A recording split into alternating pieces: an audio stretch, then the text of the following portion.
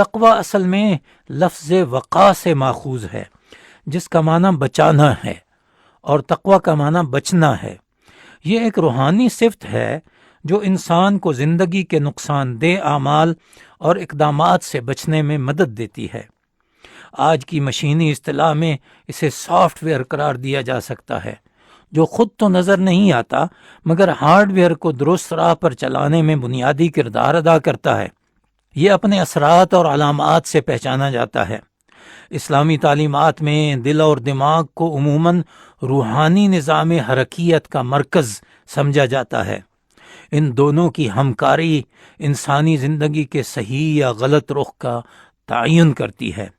مسلم شریف کی حدیث سے معلوم ہوتا ہے کہ تقوی کا مرکز دل ہے، وہ کسی ظاہری وضاقتہ کا نام نہیں۔ یہ دل کی صفائی اور خلوص نیت کا ایسا جذبہ ہے جو انسان کے ہر عمل کو فطرت کے مطابق انجام دینے میں مدد دیتا ہے۔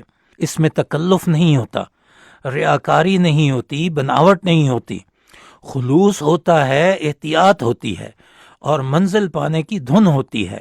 بخاری شریف میں حضرت نعمان ابن بشیر رضی اللہ عنہما سے نبی کریم صلی اللہ علیہ وسلم کا یہ ارشاد منقول ہے، حلال واضح ہے اور حرام بھی واضح ہے، اور ان دونوں کے درمیان بعض چیزیں شبہ والی ہیں جن کو بہت سے لوگ نہیں جانتے۔ اب جو کوئی شبہ والی چیزوں سے بچ گیا، اس نے اپنے دین اور عزت کو بچا لیا، اور جو کوئی ان شبہ والی چیزوں میں پڑ گیا، اس کی مثال اس چرواہے کی ہے جو شاہی چراگاہ کے آس پاس اپنے جانوروں کو چرائے، اور ہر وقت یہ امکان رہے کہ وہ کہیں اس چراگاہ کے اندر نہ گھس جائیں۔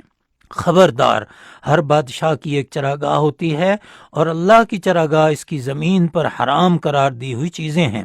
خبردار، بدن میں گوشت کا ایک ٹکڑا ہے، جب وہ درست ہو تو سارا بدن درست رہتا ہے، اور جب وہ بگڑ جائے تو سارا بدن بگڑ جاتا ہے۔ یاد رکھو، وہ ٹکڑا دل ہے۔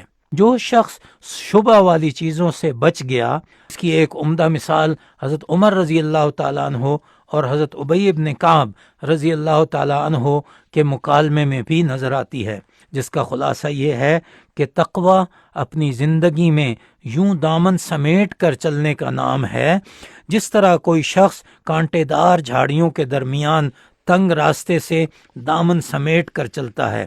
یہ احتیاط اور یہ جذبہ جس قدر بڑھتا جائے، اسی قدر انسان اللہ تعالیٰ کا پسندیدہ بندہ بنتا چلا جاتا ہے۔ متقی احتیاط کے ابتدائی درجے میں بھی متقی ہوتا ہے، درمیان میں بھی، اور اعلیٰ درجے پر پہنچ کر بھی۔